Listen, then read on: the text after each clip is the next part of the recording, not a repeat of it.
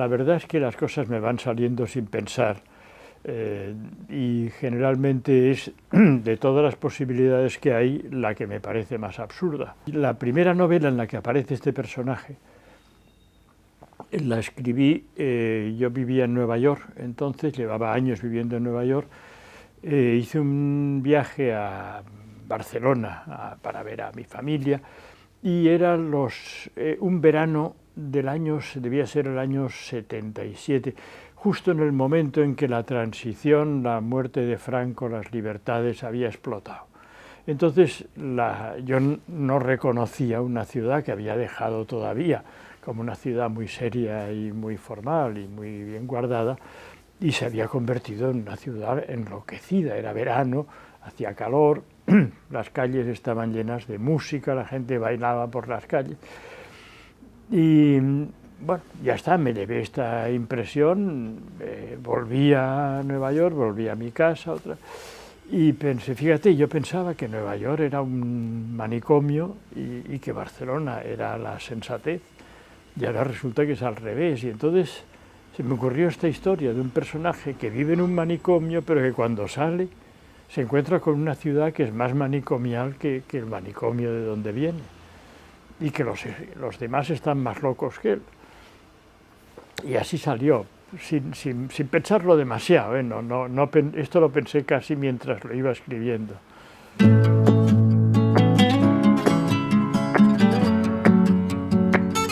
Las cosas funcionaban de otra manera, ahora todo es de un día para otro. Entonces, los años eran lo que ahora son días. Y yo escribí el libro, lo anduve, y al final una editorial lo compró los derechos. Y entonces, para curarse en salud, lo envió a censura. Sin intención de publicarlo de momento, pero pensó, bueno, si lo queremos publicar, al menos que sepamos que se puede o no se puede. Y hay un informe de censura que, claro, lo devolvieron diciendo, se puede publicar, pero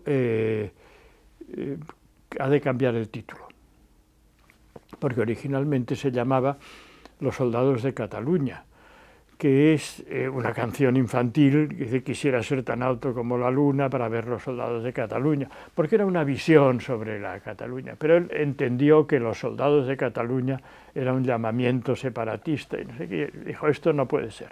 Entonces le cambiamos el nombre por La verdad sobre el caso Savolta y ahí se quedó el libro autorizado con el cambio de nombre y metido en un cajón de la editorial hasta el cabo de 2 años más en el que se publicó. Y entonces ya las cosas habían cambiado completamente. Se publicó en abril, para el Día del Libro del año 75. Franco se murió en ahora del año 75, ¿no? Hace también 50 años de las dos cosas. Total, que ya la transición estaba en marcha y el libro salió, Franco se murió, al año siguiente le dieron el premio de la crítica. Empezar con buen pie es estupendo, pero claro, crea lo que llaman el síndrome de la segunda obra, que piensas, claro, si hago lo mismo dirán que me repito, si no hago lo mismo dirán queremos más como aquello, y hagas lo que hagas. Por eso entonces me puse a escribir estas novelas absurdas del detective y de no sé qué.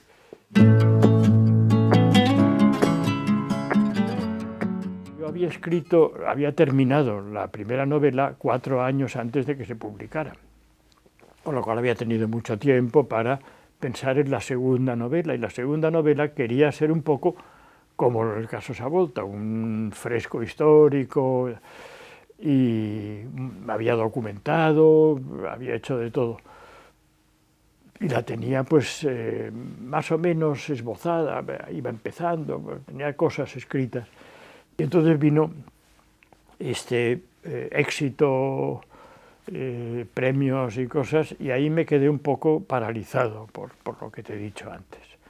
Con lo cual se quedó aparcada la Ciudad de los Prodigios hasta que después de escribir El misterio de la cripta embrujada y no sé si también El laberinto de las aceitunas y ya convertirme en una especie de hazme reír literario, entonces ahora ya puedo escribir la otra con toda calma y publicarla, y efectivamente pues se publicó y no pasó nada.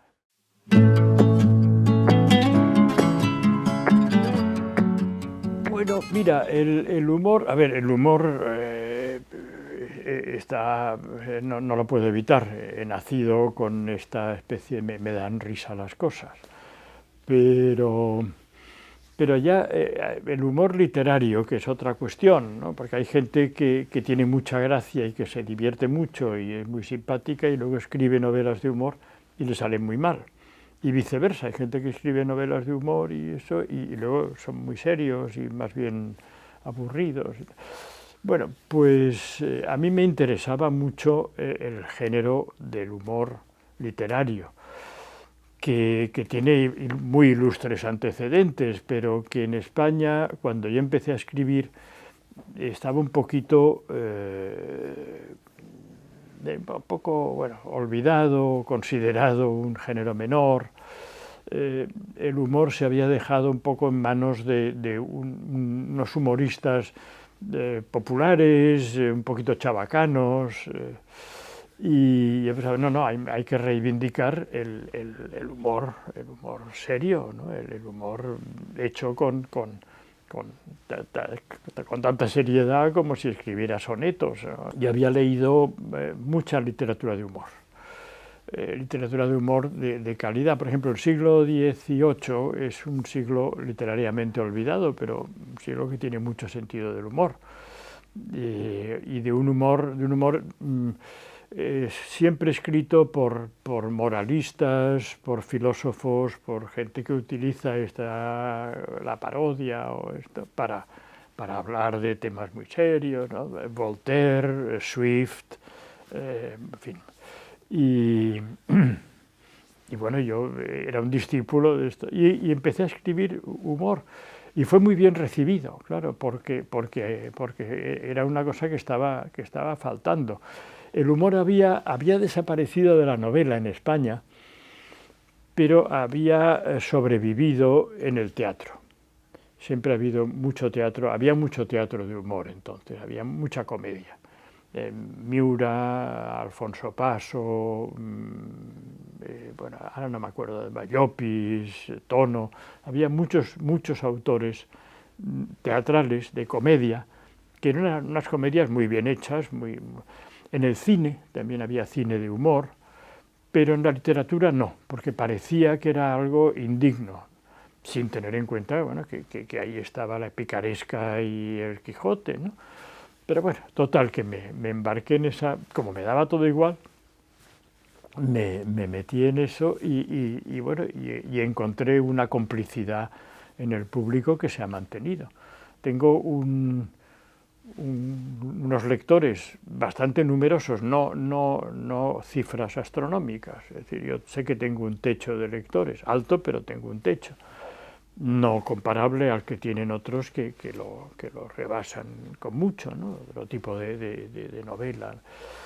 Pero los que yo tengo son muy fieles y existe entre nosotros una gran relación de complicidad. Cuando estoy firmando libros en ferias o lo que sea, vienen y hay enseguida muy buen rollo.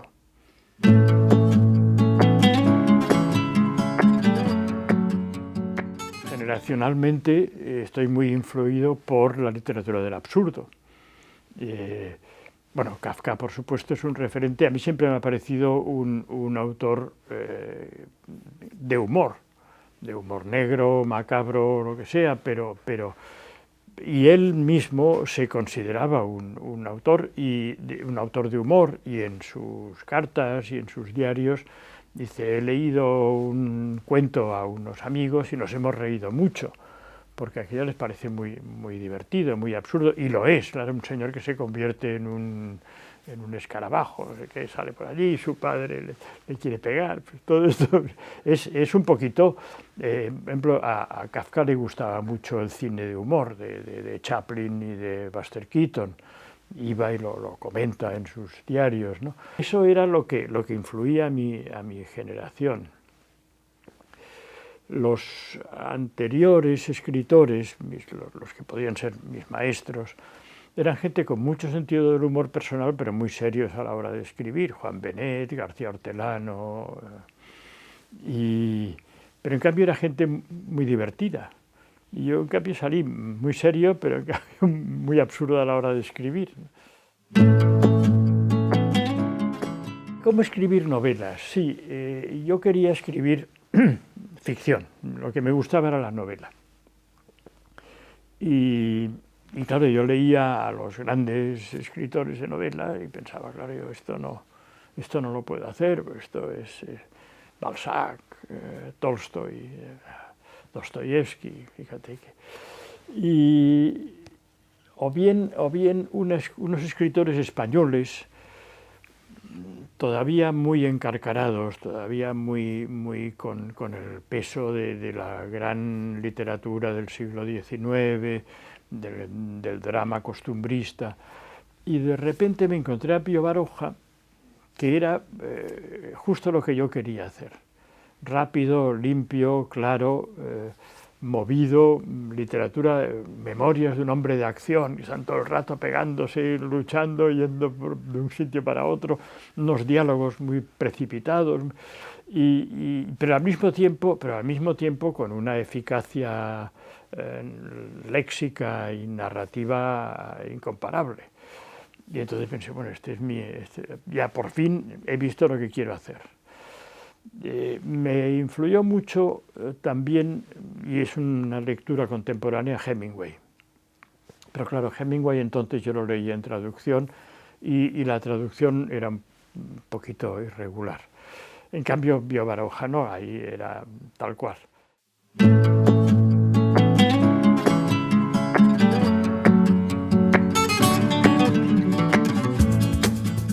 Aunque he sido crítico y he tenido una actitud, sobre todo, más que crítica, desapegada. Nunca he estado a favor de nadie, más bien he estado siempre en contra de todo, pero con mucho respeto. Cuando salió precisamente Pomponio Flato, pensé a ver qué pasa. Bueno, como es un libro de humor, pues la gente se lo tomó como lo que es, pero una revista religiosa sacó una crítica escrita por un cura y decía, bueno, el libro es lo que es, pero es respetuoso y ya se ve que todo lo que dice lo dice en broma y por lo tanto me parece que está muy bien y a mí me ha gustado mucho. El cura se había reído. Bueno. El término cariño, tal como lo aplicamos a esto, a las personas que queremos o incluso a animales domésticos o a alguna ropa vieja que le tengo cariño a estos zapatos, eso a un personaje que has creado es muy difícil tenérselo, ¿no? Habría que buscar otro. Ha habido personajes que me han costado más. No lo sé, porque yo siempre dejo que los personajes funcionen solos. Por ejemplo, en La ciudad de los prodigios, yo había escrito una primera versión en la que el protagonista era otro. Era un testigo al margen de todo, un poco como en el caso Savolta, un individuo que viene de fuera. Siempre hay alguien que viene de fuera, o de un manicomio, o del espacio, o de otra ciudad, y observa lo que sucede, ¿no? El esquema siempre es el mismo. Y en este caso también había un individuo que seguía las andanzas de este personaje. Y hubo un momento que pensé, no, este personaje tengo que ponerlo en primera persona. No está en primera persona, pero es el narrador. A través de los ojos suyos es como se verá la historia. Entonces volví otra vez, y este es un personaje al que yo le tengo una especial cariño, devoción, lo que quieras, porque me hizo entender muy bien. Él un día dijo, basta, no, esto de que los personajes se rebelan, dijo, no, esto no puede seguir así, yo quiero ser titular y no estar en el banquillo. Y le dije, pues mira, tienes toda la razón, a meter goles. No podía ser un personaje secundario, y aquí el que manda soy yo. Y entonces había que justificarlo, había que verlo todo a través de los ojos de Onofre, aunque hay un narrador omnisciente, etc. Y este es un personaje que me... Ahora, cariño, pues bueno, no lo sé. ¿Con quién saldría a tomar copas? Pues con el detective, con GURB. Esto es una pregunta que me he hecho muchas veces, la relación del autor con el personaje o los personajes. La relación mía con Barcelona, la novela de Barcelona, bueno, a mí Barcelona me trae sin cuidado y siempre que puedo me voy. Sí, porque ya la tengo muy vista, porque nací allí, porque me crié allí, porque he vivido dentro y fuera, pero con muchas temporadas. Ya me conozco a los barceloneses, Barcelona y cada vez está peor, además, fuera. Pero lo que tengo es otro tipo de relación.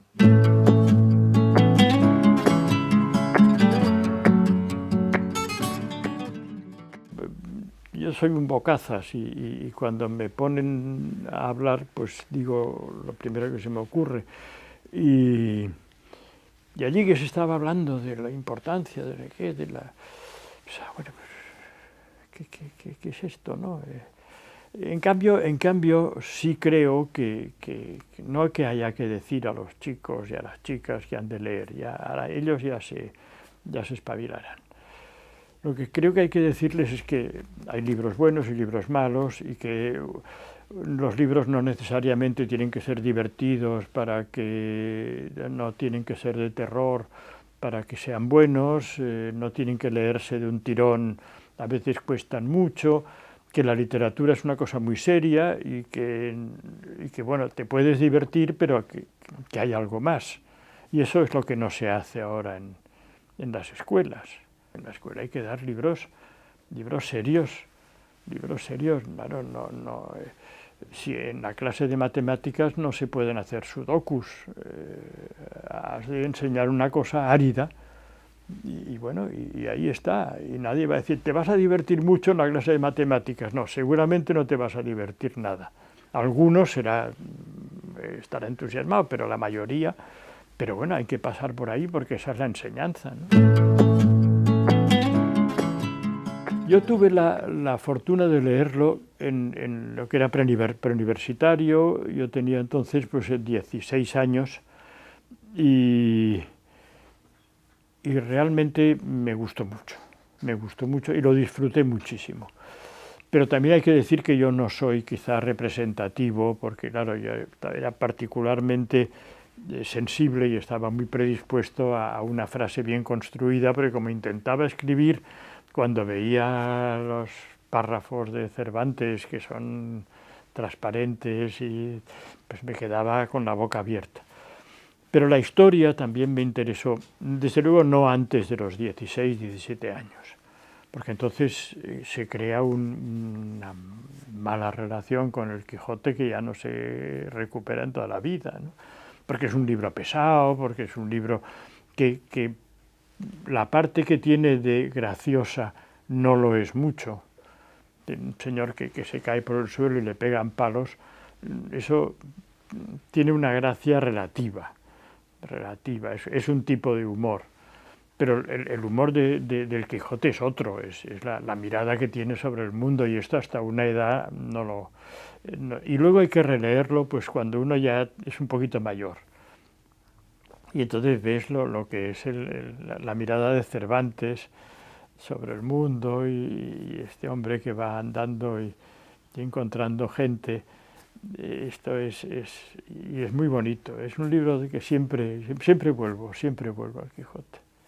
Hay un libro de Muñoz Molina que se llama El verano de Cervantes. Es una preciosidad. que son lecturas del Quijote, y vuelve sobre lo mismo, y vuelve a contar lo mismo, pero siempre, y te vas dando cuenta de lo bonito que es el Quijote. Lo leeré, esa es la recomendación que me llevo. Esa es la recomendación que te hago a ti, no para el colegio, sino para ti. Muchas gracias. De nada, hombre. Muchas gracias.